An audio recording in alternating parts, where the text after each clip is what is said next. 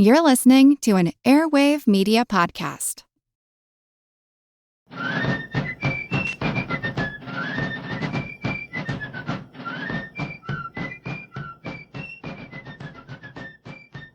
Hello, and thank you for joining the American Revolution. This week, episode 328, Cuddalore, The Last Battle.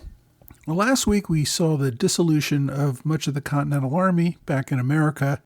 The war was coming to an end, much too slowly for most, but as politicians wrapped up the paperwork, the soldiers' work was at an end. All the parties had agreed to terms of peace. But as we've seen, getting the word out about peace to distant corners of the world often took months. Those who had not yet received word often continued the fight. That was the case in India. When we last looked in on India in episode 306, when the Mysore leader Hyder Ali commanded an army in what is today southeastern India against the British Army and the East India Company. Hyder and the Mysore were allied with the French, who provided naval support under Admiral Pierre-André de Suffren. Hyder Ali continued to wage war against the British through 1782. In December, the Mysore leader suddenly died of cancer. On his death, his son, Tipu Sultan, took the reins of leadership and the title of Emperor of Mysore. Under his father, Tipu had led armies numerous times against the British and defeated them on several occasions. Tipu, in fact, had spent most of his life fighting the British. He began service during the First Mysore War in 1766 when he was only 15 years old. A year later, he was commanding a corps of cavalry in the invasion of the Carnatic. Tipu continued to fight under his father during the First Anglo-Mysore War in the 1760s. The treaty ending that war specified that Britain would assist the Mysore if attacked by its neighbors.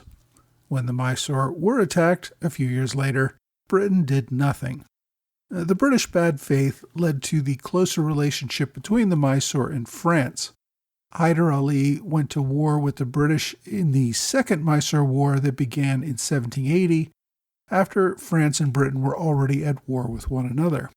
Now, after the father's death, Tipu continued its long-standing Mysore relationship with France. He also solidified alliances with neighboring kingdoms of the Marathas and the Mughals. Britain hoped to use Hyder's death as an opportunity to divide and conquer the Mysore kingdom. Many British leaders believed that Tipu was not as capable a leader as his father. British officers began testing him almost immediately, and one of the first regions they put to the test was Malabar. This, along the southeastern coast of India, had been under Mysore control since the 1760s, when Hyder Ali captured the area. The Muslim leader took a great deal of resistance from the local Hindu population, but through forced relocations and mass executions, took control of the area. Now, since Mysore was allied with France, British forces took several coastal areas in the region shortly after Britain and France went to war in 1778. This is part of what caused the Mysore to declare war on Britain in 1779. In the summer of 1782, Tipu Sultan was leading the fight against the British in this region. His father sent another general, Makhdoom Ali, to assist. Makhdoom was killed in a pretty decisive British victory at Tirunrangadi. Tipu managed to keep the British forces pinned near the coast, but ended up leaving upon receiving news of his dying father in December of 1782. The British captured the town of Mangalore again in March 1783. Tipu returned to besiege and recapture Mangalore a short time later, and it was while Tipu was tied up on this east coast of Mangalore that the British prepared for an assault on Cuddalore on the west coast, hundreds of miles away. Now, you may recall from an earlier episode when we discussed the British in India that Sir Eyre Coote was the military commander in the area. However, Lieutenant Colonel James Stuart replaced Sir Coote. Stuart had served under Coote in India, but Coote was physically in bad shape and had to leave the field. And in fact, he would die of natural causes less than a year after giving up command. Colonel Stuart had arrived in India in 1775, And when he arrived, he almost immediately got caught up in a controversy between the governor of Madras, George Pigott, and his court of directors from the East India Company. The council and the governor had been fighting over a number of things, but the issue that drew the matter to a point was the political appointment of an official in Tanjore. The council wanted Colonel Stuart to take command and ordered it. Pigott refused to sign the orders. The council argued that the governor had no authority to prevent this appointment. The governor argued that orders without his signatures were not legally binding orders. When several members of the council tried to issue the order under their own signatures, Pigott had them arrested. After their arrest, Pigott pushed through much of his own agenda. When other members of the council protested, Pigott had them arrested as well. This resulted in Colonel Stuart turning the tables and arresting Governor Pigott himself. Pigott remained in prison for months, as word of all this traveled back to England. There, the proprietors of the East India Company ordered that Pigott be released and restored to power. Pigott came from a wealthy and influential family. In fact, his brother was an admiral, and his other brother was Major General Robert Pigott, who we discussed extensively in earlier episodes because of General Pigott's active duty and service in America during the early part of the American Revolution. Although the council members ordered Governor Pigott released and returned to power, company officials were critical of his many actions and declared that Pigott's arrest of the two council members to be illegal as well. All of this even ended up in front of Parliament for a few weeks in 1777. So while Pigott was returned to his position as a matter of restoring his honor, the company also said that after a week following his return to power, he was going to have to turn over his position to someone else and come back to England. By the time they made that decision, none of this actually mattered, because by the time it was decided, Pigott was dead. He had gotten sick and died in prison, while officials in London were continuing to debate his fate. Now, this was all part of a larger fight that began in 1773 when the British government tried to assume more authority over the East India Company, and it was during this period that the chain of command was really never quite clear between the British Army and the East India Company. It was very blurry, to say the least, and you ended up with power fights like the one we see here. And my reason for getting into all that was to explain the background of the controversy for Colonel Stuart arresting Governor Pigott. As part of the confusion in all this, Stuart was actually promoted to brigadier general during this time, but then soon after received word that he was suspended from his position and denied any command at all. He demanded a trial, but he did not receive one. Years went by. During that time, the dead governor's brother, Admiral Hugh Pigott, demanded prosecutions of various council members that acted in a way that contributed to his brother's death. In 1779, several members were tried in England for the unlawful arrest and imprisonment of Governor Pigott. They were, in fact, found guilty and fined £1,000 each. A year after that, which we're talking about 4 years after the initial arrest, Stuart finally got his own court-martial. He was acquitted since he was simply obeying the orders of the council, and he was finally returned to duty and received back pay. Despite his reinstatement, during his first 5 years in India, Stuart was mostly suspended from service and spending all his time fighting to be reinstated. He remained in Madras while the war went on without him. Now, when he did return, he fought under the authority of General Coote during 1781. His notable leadership in several battles resulted in his promotion to Major General. Fighting in these battles also cost him a leg, which was carried away by a cannonball at the Battle of Cuddalore. Stuart took command of the forces and, in December of 1782, received orders to attack the Mysore army as soon as the British learned that Hyder Ali had died. Stuart, though, refused to act precipitously. He needed time to prepare his army for battle. In June of 1783, nearly 6 months after receiving orders to attack immediately, Stuart led an army to Cuddalore on the western coast of India. He had with him at least 3 regiments of British regulars, 2 companies of Hanoverians, and thousands of sepoys from Bengal. And to cut off the enemy from the sea, the British Navy, under Admiral Edward Hughes, deployed 18 ships of the line, along with many more smaller ships, to complete a blockade of Cuddalore. The British took a week to land their guns and set up siege lines.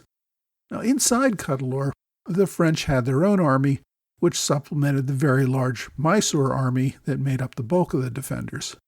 The Marquis de Bussy-Castelnau was the commander in Cuddalore. The Marquis had spent decades in India, taking up service in the French East India Company as a young teenager in 1736. By 1782, King Louis had named him commander of all French forces beyond the Cape of Good Hope. As the British began their siege lines, nearly 2 miles from the fort, Debussy brought his forces about a half-mile in front of the fort walls to confront the British. The French and Mysore forces built redoubts and trenches to prevent any British advance. On June 13th, British forces assaulted these redoubts. The assault began before dawn at around 4 in the morning. The French and Mysore kept up a stubborn defense, which resulted in brutal fighting all day long. After nearly 12 hours of combat, the British managed to overrun the French right flank and held their ground against a counterattack. At around 5 o'clock in the evening, both sides agreed to a cessation of hostilities to tend to their wounded. The defenders had lost about 500 men killed or wounded, as well as 13 cannons. The British attackers, however, took over 900 casualties, which was a substantial portion of their entire siege force. However, General Stuart held the position he needed to begin firing on the city walls of Cuddalore.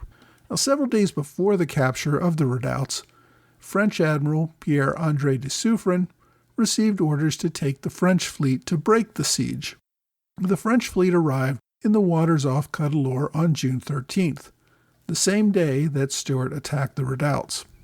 Admiral Suffren realized that the British fleet that he was facing was larger than his own fleet of 12 ships and that the winds were against him. As a result, he pulled away from the city and anchored further out at sea. While waiting for the winds to shift, Suffren sent messengers into Cuddalore, where they made contact with the Mysore leader, Said Sahib.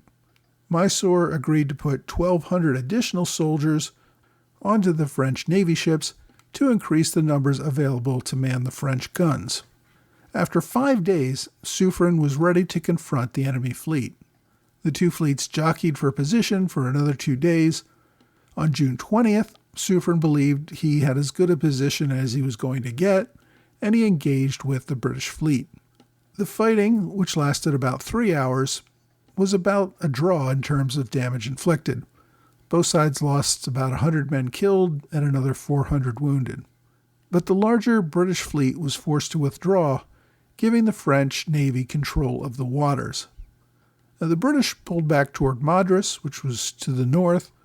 The French fleet followed, anchoring between the British fleet and Cuddalore. 2 days later, the two fleets spotted each other again, but the British did not engage. Admiral Hughes later reported that too many of his ships were still damaged, hundreds of his men were sick, many with scurvy, and that his fleet was almost out of fresh water. So the British landed at Madras, where they could receive more reinforcements and get repairs to their ships. The French fleet returned to Cuddalore to return the 1,200 Mysore soldiers that were aboard their ships. In addition, Suffren landed another 2,400 French Marines to support the defense of the city. The French naval presence also prevented the British from landing transports with more reinforcements for their side to up the heat on the siege. Frustrated, General Stuart sent increasingly desperate and angry notes to Madras, complaining that he had been abandoned. He continued his siege, calling for more reinforcements. Since the French now had the advantage, the Marquis planned a counterattack, moving Mysore forces in a flanking maneuver to get behind the British siege lines at the attack. An assault force under the command of the Chevalier de Dumas struck British lines on June 25th. Again, the fighting was sustained and brutal. The summer heat in India also created problems of heat stroke. The French forces were unable to break the British lines, and in fact Dumas, the French commander, was taken prisoner during one failed assault, as were many other French officers. On June 29th, a single British ship approached the Cuddalore fleet, and it came under a white flag of truce.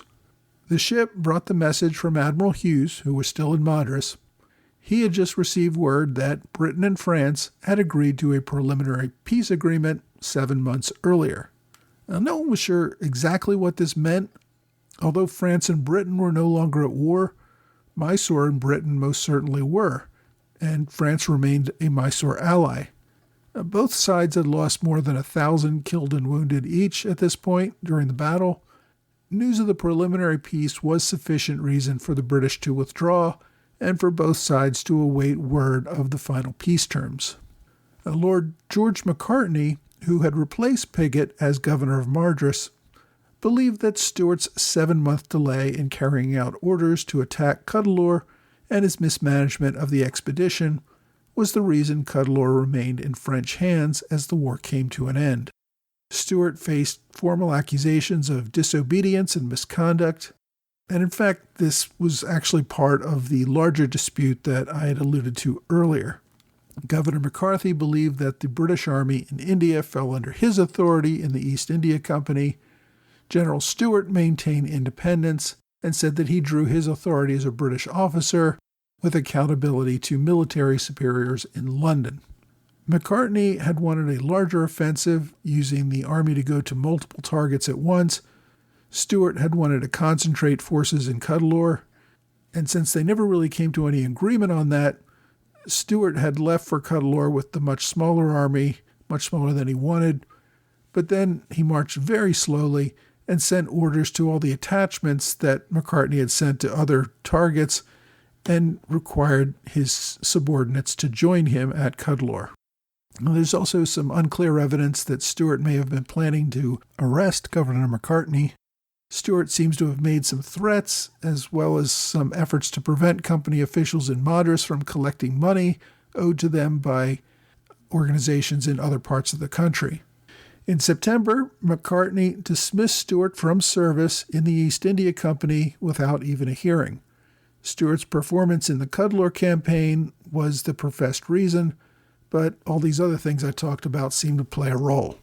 The governor appointed one of Stuart's subordinates, Colonel Ross Lang, as a lieutenant general in order to give him command of the regulars in Madras over any other possible commander. This action actually almost led to a civil war between British regiments because there was a Major General John Burgoyne who challenged Colonel Lang's authority to command. And no, it was not that General Burgoyne from Saratoga. This was a military general who was a cousin of the general who fought at Saratoga, and they both had the same name. Regiments following different officers dug entrenchments around their camp to prevent the other from attacking and trying to arrest their leader. Stuart spent a month under confinement at a fort in Madras. In October, officials just summarily put him aboard a ship bound for England and told him he had to work out his problems there. Now, this phase of the power struggle in India effectively ended in 1784 when Parliament passed the India Act, which gave the British government far more direct control over policies in India and better defined relations between the company and the British government. A new regime arrived in India in 1785 to enforce this new structure and the new Parliament laws. Leading this project was Lord Charles Cornwallis. And yes, it is that Cornwallis. Despite the fact that the French and Mysore had successfully defended Cuddalore, the French ended up just trading it back to Britain in exchange for 2 other cities in India that Britain had captured from France earlier in the war. The British war against the Mysore would continue for another year, but no significant battles were fought during this time. In 1784, the 2 nations agreed on a peace treaty called the Treaty of Mangalore. Under that treaty's terms, both sides simply returned the land that they had conquered during the war, and the situation returned to exactly how things were before the war had started. Next week, officials in Paris finally formally signed the peace treaty, ending the American Revolution.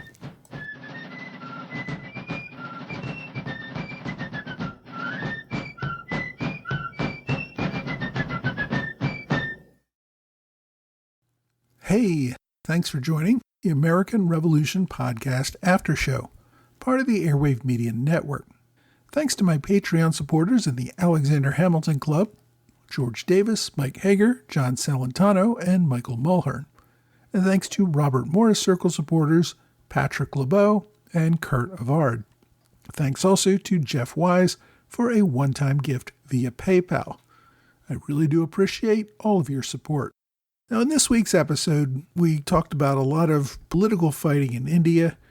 General James Stuart was outraged by the fact that the East India Company officials had arrested him and removed him from command.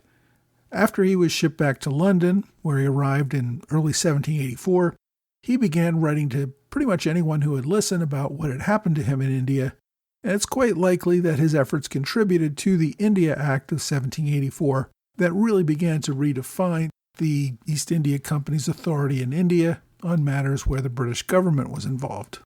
When Governor Macartney returned to Britain in 1786, Stuart was not ready to put their differences behind them and in fact challenged him to a duel. The two men met in Hyde Park in London, where Stuart shot Macartney. Stuart wanted a second round of shots, but the two men's seconds shut down the duel. Still not satisfied, Stuart demanded another duel, and it actually took the personal intervention of the king to get Stuart to give up his quest for satisfaction. Stuart would continue to serve in the army until his death in 1793, but he never again received a new command. Lord Macartney would receive an Irish peerage as an earl, and he would be appointed as an ambassador to China, sailing to Beijing in 1792. The attempt to establish an embassy failed, and Macartney returned home in 1794. He later received an appointment to serve as governor of the Cape Colony, what we today call South Africa. He was there for only a year or two before resigning for health reasons. He returned to England, where he died in 1806. Now, the Mysore kingdom under Tipu Sultan ended up going to war with Britain again in 1790. The British, led by General Cornwallis, much more decisively defeated the Mysore army this time, forcing them to cede about half their kingdom to the East India Company.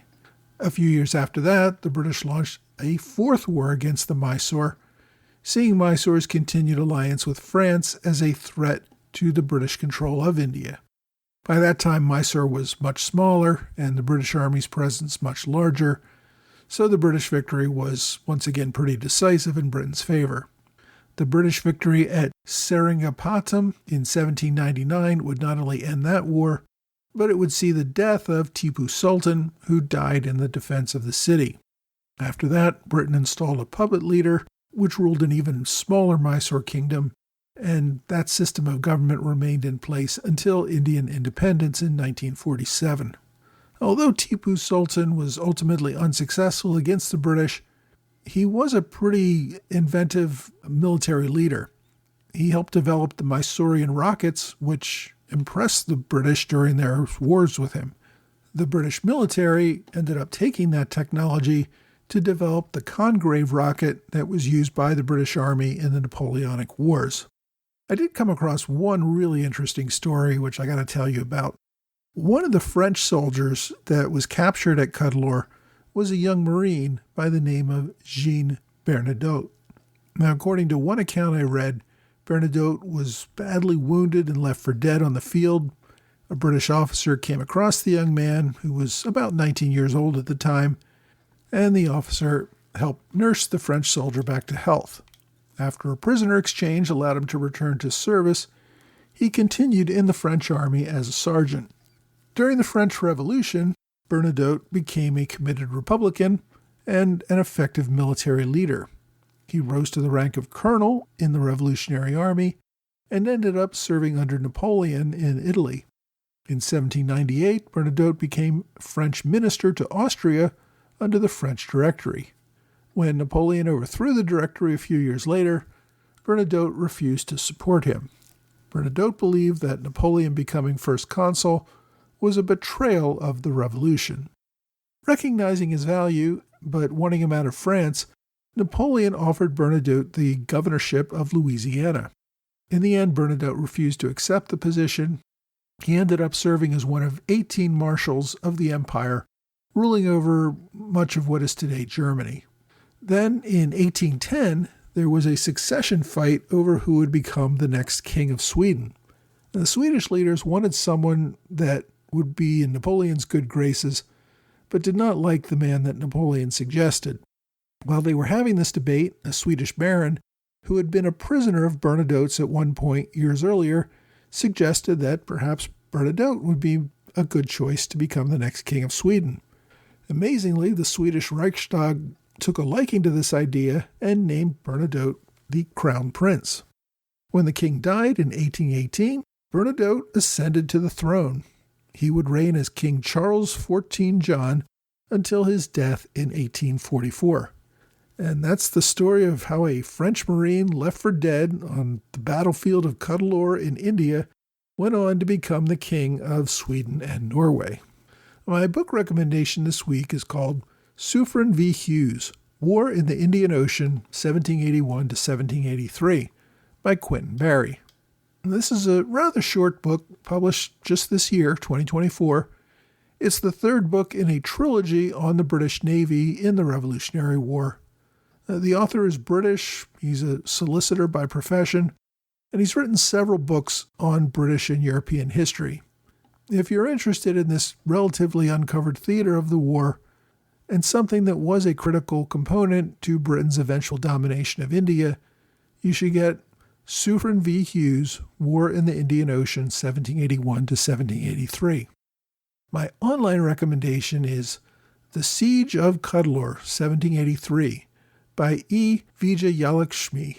This is a relatively short article that was originally published in the International Journal of Humanities and Social Sciences in 2015. The author is a professor at Perrier Government Arts College in Cuddalore. It gives a good summary of the main battle that we discussed this week, and as always, I've included direct links on my blog and website.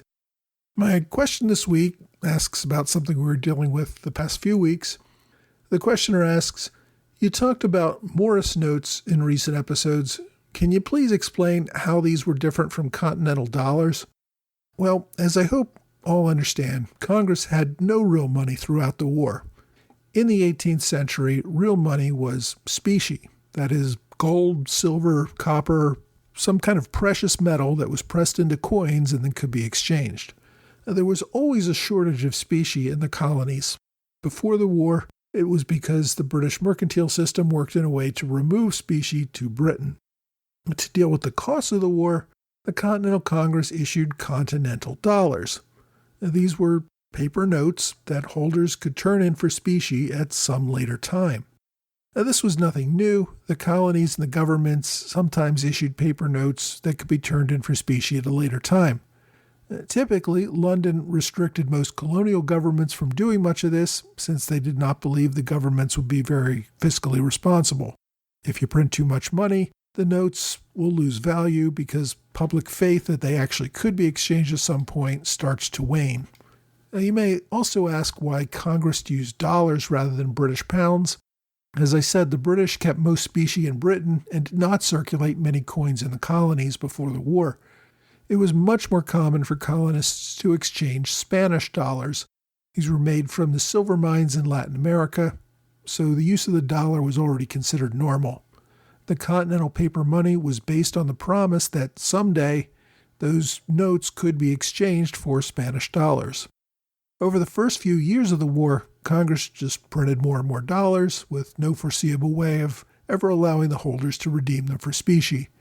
Congress had passed laws saying that when those dollars could be exchanged for specie, but also kept amending those laws, pushing back the date when it would be possible to actually make that exchange. Over the years, the value of the dollar fell, so that by 1779, it took over 100 paper dollars to buy something that would cost $1 in specie. And over the next few years, it got even worse, probably falling to around 1,000 to 1. The continental dollar was literally not worth the paper it was printed on, and Congress just gave up issuing any more. Of course, the war was still raging, and Congress did still need money. After Robert Morris became Superintendent of Finance in 1781, he formed the Bank of North America and used specie lent by France, as well as private investors, to fund his new bank. He then issued banknotes that could be exchanged for specie at some later time. So like the continental dollar, the banknotes were just promises that they could be exchanged later. The difference was that the bank actually did have some specie and also came with Morris's personal guarantee that the notes would be honored. Morris was probably the wealthiest merchant in America, so his reputation helped prop up that value. If you want to think of a modern-day equivalent, imagine if Warren Buffett promised to back the value of notes. Most people would probably be pretty trusting of that. So these notes issued by the Bank of North America still depreciated over time, but not nearly as far and as fast as the continental dollar. Morris notes were paid off more quickly after the war. Continental dollars were eventually redeemed after the adoption of the Constitution and under a plan by Secretary of Treasury Alexander Hamilton. Even so, it would take several decades for Congress to pay off those continental dollars in full. Now, if you have a question you'd like me to answer, please reach out to me either via email or on Twitter, Facebook, Quora, or Reddit. Well, that's all for this week. I hope you will join me again next week for another American Revolution podcast.